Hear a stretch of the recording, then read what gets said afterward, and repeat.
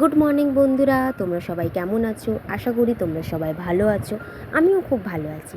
এখানে দেখতেই পাচ্ছ আমার বিড়াল আমাকে বলছে আদর করতে। আমি তাকে একটু আদর করে দিলাম। তারপর ঝটপট করে চলে গেলাম বিছানাটা ঠিক করতে। বিছানাটা আমি চুটকি বাজিয়ে ঠিক করে নিলাম। তারপর আমি চলে গেলাম বিটরুট জুস বানাতে। এখানে আমি বিটরুট, গাজর আর জিঞ্জারের একটা জুস বানিয়ে নিয়েছি।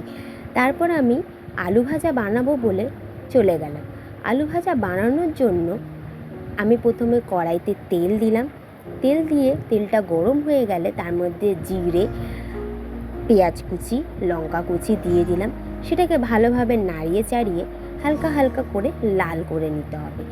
যখন পেঁয়াজটা হালকা হালকা লাল হয়ে যাবে তার মধ্যে আমি দিয়ে দিয়েছিলাম আলুটা কেটে নিয়েছিলাম। ছোট্ট ছোট্ট করে আলুটা কেটে নিয়েছিলাম।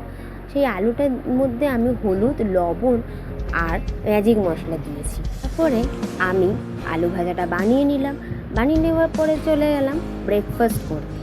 ব্রেকফাস্টে আমি করে নিলাম আলু ভাজা আর পরোটা আমি আগেই বানিয়ে নিয়েছিলাম। বন্ধুরা, আমি প্রথমবার ট্রাই করছি মিনি ব্লগ। ভালো লাগলে চ্যানেলটা সাবস্ক্রাইব করে দেবেন আর জানিও কেমন হয়েছে।